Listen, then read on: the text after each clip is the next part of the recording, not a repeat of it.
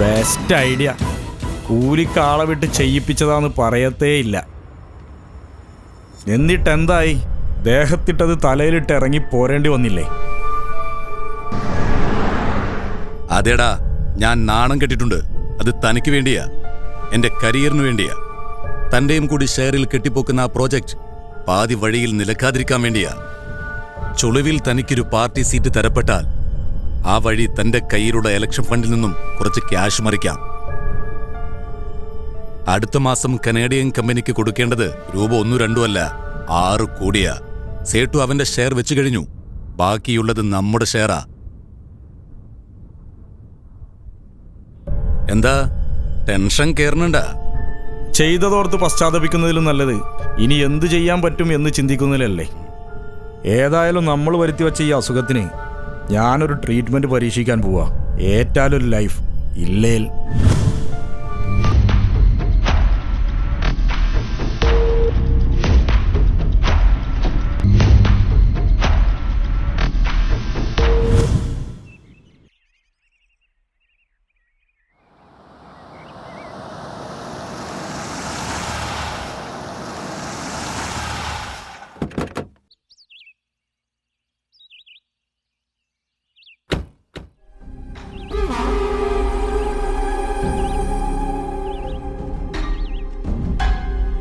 സൗഹൃദത്തിന് പുറത്ത് ഞാൻ തരുന്ന ഈ ഫ്രീഡം ഇനി ഇങ്ങനെ ആരും മിസ്യൂസ് ചെയ്യരുത്.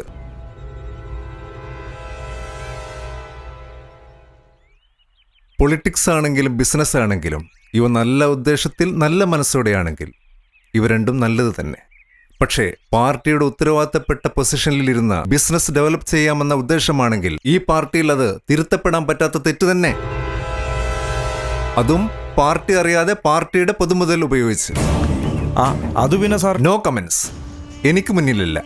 പാർട്ടിയുടെ ഓരോ മെമ്പേഴ്സിന്റെയും ചോദ്യങ്ങൾക്ക് മുമ്പിൽ നീ വ്യക്തമായ രീതിയിൽ മറുപടി നൽകിയ മതിയാവുന്ന ഡേഷ.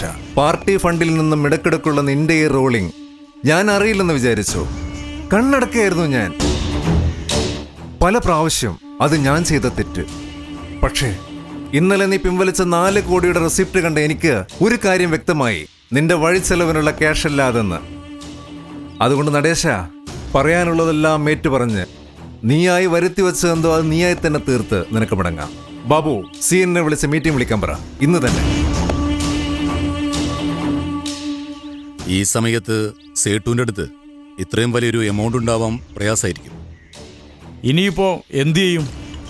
താൻ പറഞ്ഞിട്ടാ ഈ കോപ്പിലെ കളിയല്ല ഞാൻ കളിച്ചത്. ഇതിപ്പോ താനിതൊന്ന് പിടിപ്പിച്ച്. എനിക്കൊന്നും വേണ്ട. വേണ്ടെങ്കിൽ വേണ്ട. ഇന്ന് രാത്രി പാർട്ടിയുടെ ഒരു എമർജൻസി മീറ്റിംഗ് വിളിച്ചിട്ടുണ്ട്. ഇതോടെ പാർട്ടിയിലെ എൻ്റെ പൊസിഷന്റെ കാര്യത്തിൽ ഒരു തീരുമാനമാവും. നാളെ മീഡിയയും കൂടി അറിഞ്ഞാ പിന്നെ അറിയാലോ. ഇല്ലടോ, ഇതൊന്നും ഒരു രാഷ്ട്രീയക്കാരനെ സംബന്ധിച്ചിടത്തോളം ഒരു പോറലും സംഭവിക്കില്ല. തനിക്കും തന്റെ പൊസിഷനും ഇതൊരു നേട്ടമായിട്ടേ വരൂ. താനൊരു തന്ത്രജ്ഞാനിയായ പൊളിറ്റീഷ്യനാണെങ്കിൽ. താനെന്താ പറഞ്ഞോണ്ട് വരുന്നത്? എത്ര മണിക്കാ സാറ് മീറ്റിംഗ് വിളിച്ചിരിക്കുന്നത്? 9 മണിക്ക്. കുറച്ച് സമയത്തേക്ക് താനും പിള്ളേരും ഗ്രൗണ്ടിൽ നിന്നൊന്ന് മാറി നിന്നേക്ക്. കളിയുടെ ഗതിയൊന്നും മാറ്റിപ്പിടിച്ചില്ലെങ്കിൽ ടീമിന്റെ നിലനിൽപ്പിന് തന്നെ ഇത് ബാധിച്ചേക്കും.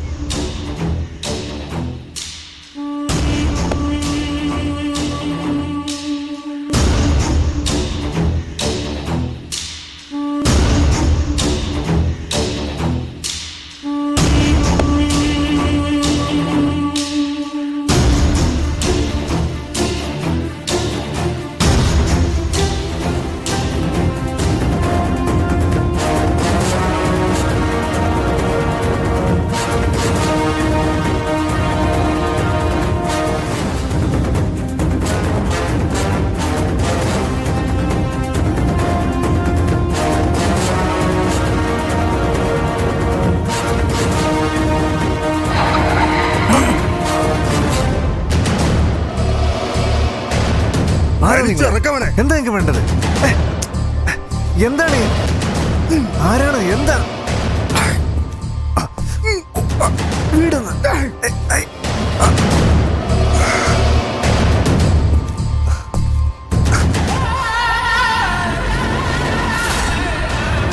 എന്താണ്? ആരാ നിങ്ങളൊക്കെ? ആരാണ്?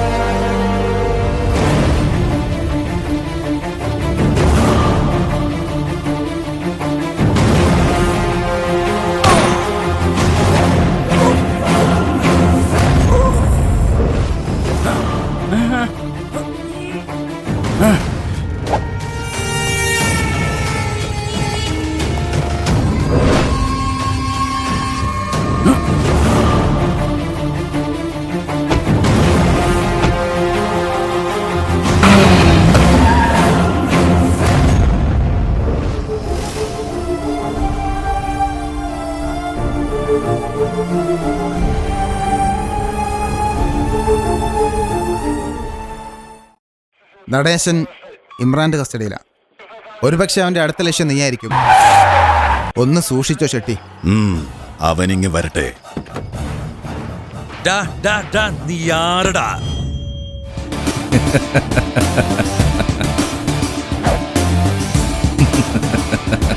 നീ മതം പൊട്ടിയ കൊമ്പനാണെങ്കിൽ ഞാൻ പേ പിടിച്ച തെരുവ് പട്ടിയാടാ. ആണാണെങ്കിൽ എന്റെ മാളത്തി വാ.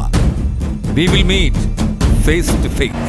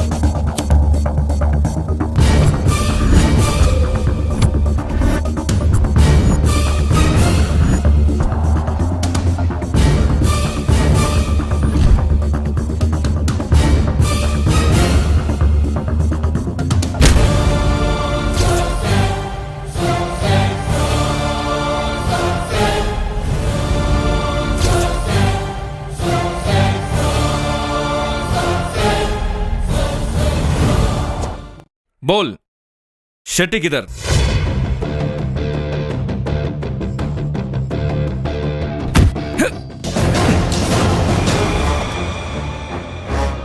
ഇത് സെമിത്തേരിയാ സാറേ. ഇവിടെ വന്ന് ഷൈൻ ചെയ്തവന്മാരുടെ നെഞ്ചത്ത് 3 പിടി മണ്ണ്. അതാ പതിവ്.